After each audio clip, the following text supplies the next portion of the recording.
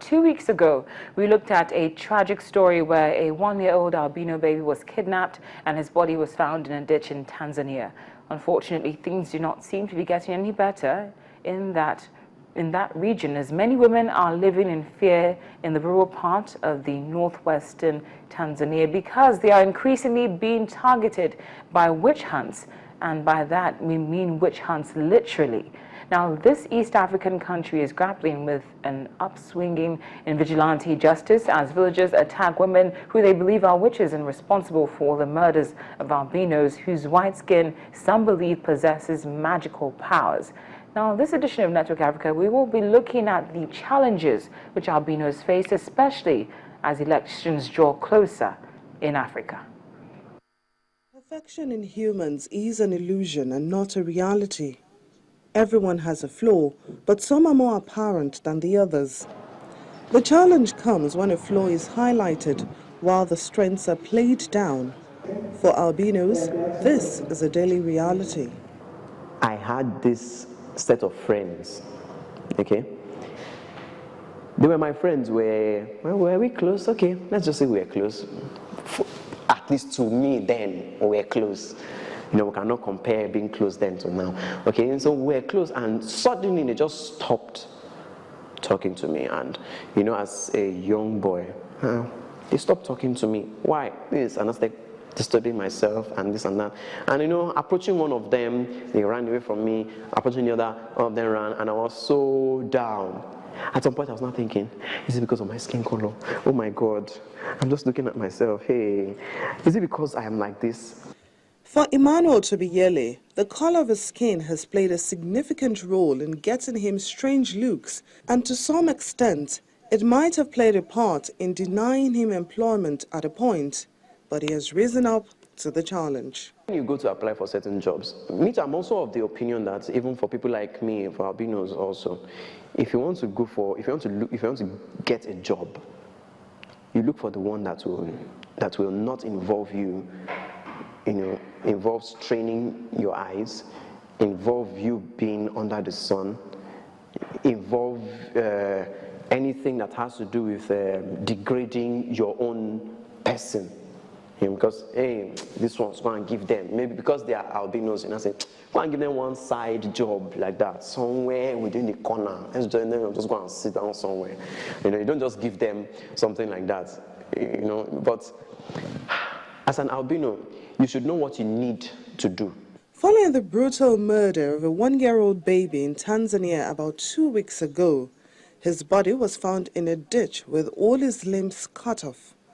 The United Nations has issued a warning to albinos to be very careful during the season of elections in Africa, as witch doctors are willing to pay as high as $75,000 to secure the limbs of albinos, which are believed to bring good luck to political aspirants. At first, Emmanuel played down the situation, but then he expressed his feelings about the warning. As that kind of species is not too good for me because it means I have to live a life looking over my shoulder. I expect that such certain measures should be taken, maybe like hold some talks with the federal government. It may not be because the UN is not in place to enforce anything on the Nigerian government, but hey, this is what we have observed going on. This is presently the trend going on in Africa, because it's election time. There are killings of albinos.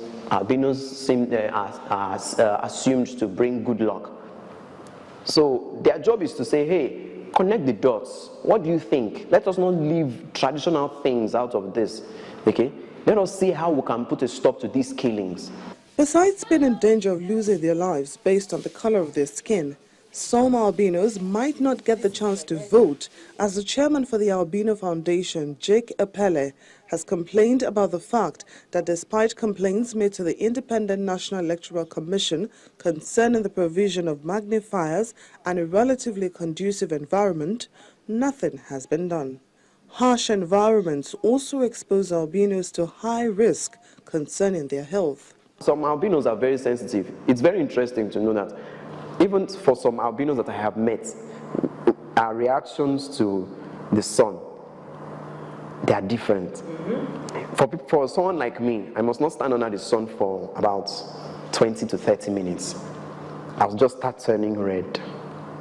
And once I start turning red, and I keep staying under the sun for another maybe 10, an additional 20 minutes, it gets to another level. If I stand for 1 hour or more, it starts to, it becomes like you are touching the flesh within. What people don't know, or what most albinos don't know, is once that thing starts peeling off, layers upon layer of the skin is going off. That is why some albinos tend to have skin cancer. So going back to what we were talking about concerning elections, if they don't provide this thing for them, and most of them want to really vote, most of them really want to vote because, I don't know, this 2015 is really very interesting. Everybody wants to participate in it. Everybody wants to have a say. So if they're not going to be given the privilege to vote, then, I don't know. It's going to be terrible. Albinos are just one out of many groups with special needs, and those who are eligible to vote account for about 2 million in number. The question is, will their flaws pose a hindrance in helping to shape the nation's future? That is one question which only INEC can answer. Now, joining us live via Skype is the CEO for the Albino Foundation, Jake Epele. Jake, thank you so much for speaking with us on Network Africa.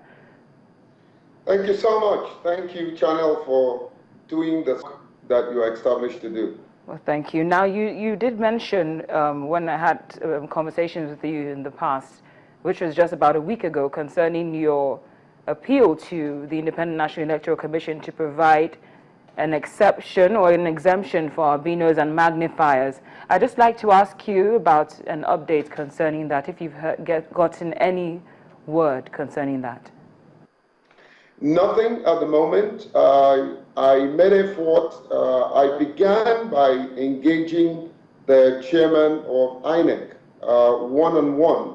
We had a stand-up meeting, and I explained these challenges to him, and he did promise that they were going to do something. I have taken them up at different fora just to get the confirmation that they are actually going to do something about it. A few days ago, I spoke with Mr. Idowu, the Chief Press Secretary, to the chairman. We had a very long, lengthy telephone conversation, and I explained the circumstances. I explained all the challenges in graphic details. I followed up with a formal official letter to the chairman of INEC. I have that letter, a copy of it that had been signed by them, that they received it. I sent a copy to Mr. Idowu by email, and up till this moment, I haven't gotten any telephone call. I have not been notified that INEC is going to carry out this request. It's a passionate appeal, and I don't see them, they don't need to spend money to carry out some of this, apart from buying the magnifier. So I don't know what the management of INEC is doing, if they are going to sit pretty and deny over 2 million eligible voters with albinism.